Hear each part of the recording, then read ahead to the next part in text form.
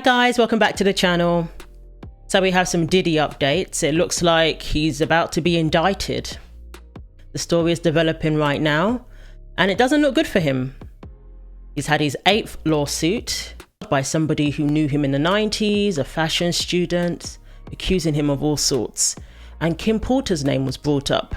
Our national correspondent Jerika Duncan has more, and we want to warn you, the details are disturbing. Jerika, good morning. Good morning, Michelle. The details are disturbing indeed. This is now the 7th lawsuit directly accusing Sean Diddy Combs of sexual assault. Ventura filed a separate lawsuit in November, which has been settled. And allegations in this suit describe Combs forcing himself onto this woman and in one encounter demanding that she take drugs.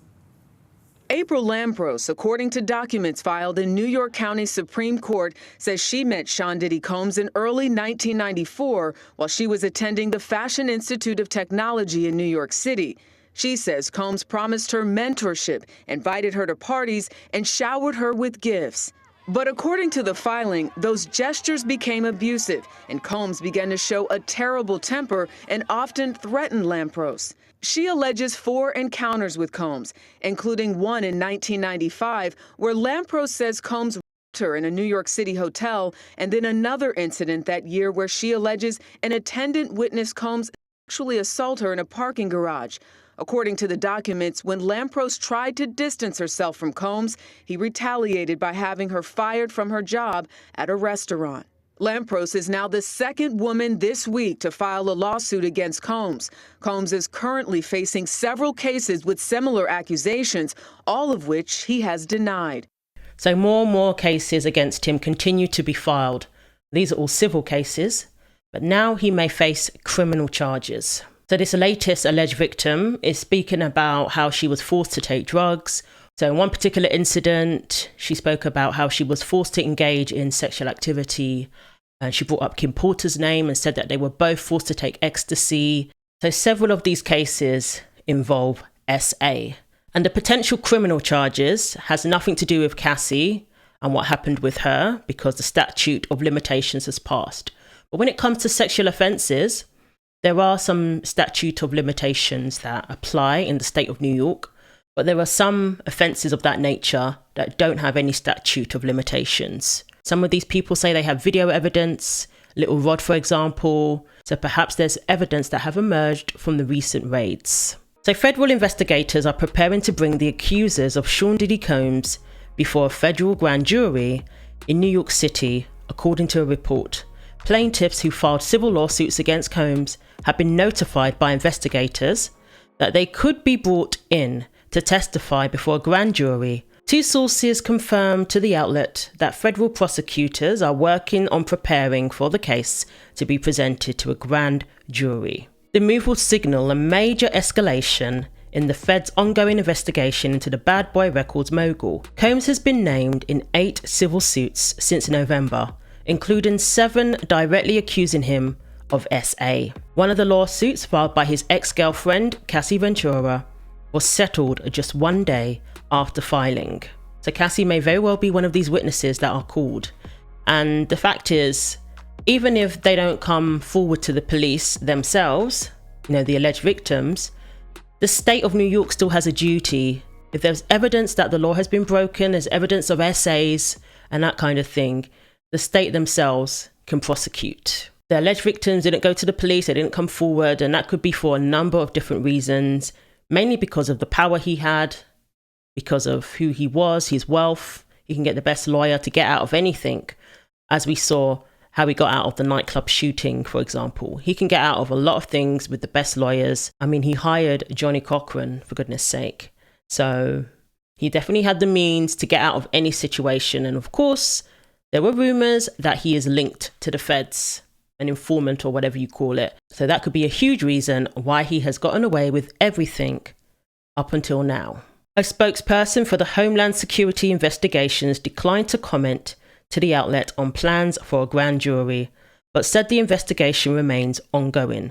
Authorities raided Combs' home in LA and Miami in March.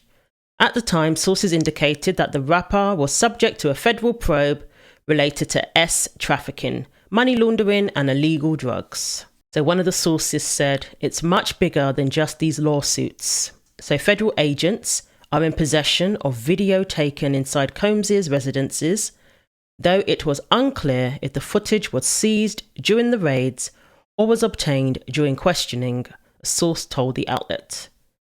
They are contacting people that they've found on tapes, a source told CNN. So he has all of this in his house, video footage. I mean, even the Cassie tape, perhaps that came out as a result of the raid. Why he would have kept it, I don't know. The feds are digging deeper, and some accusers have been questioned multiple times, a source added. So the accusers have been cooperating with investigators, including turning over any evidence they believe may be helpful. I mean, it's about time. If you're going to file civil lawsuits, making all these accusations to seek damages, then hand over this evidence to the police too, especially in light of an ongoing investigation. And I'm glad to hear that they are cooperating with the police according to that report, so we shall see what happens. Rolling Stone have also been exposing Diddy even more, talking about his college days. Apparently this violence that we saw in the Cassie video, that sort of violence existed even back then. So his old college friends spoke to the Rolling Stone. One source said that he beat his ex-girlfriend with a belt in front of everybody. One anonymous source said he whooped her butt, like really whooped her butt. He struck her all over the place. She was trying to defend herself a little bit. She was crying. And we were telling him, get off her. We were screaming for her.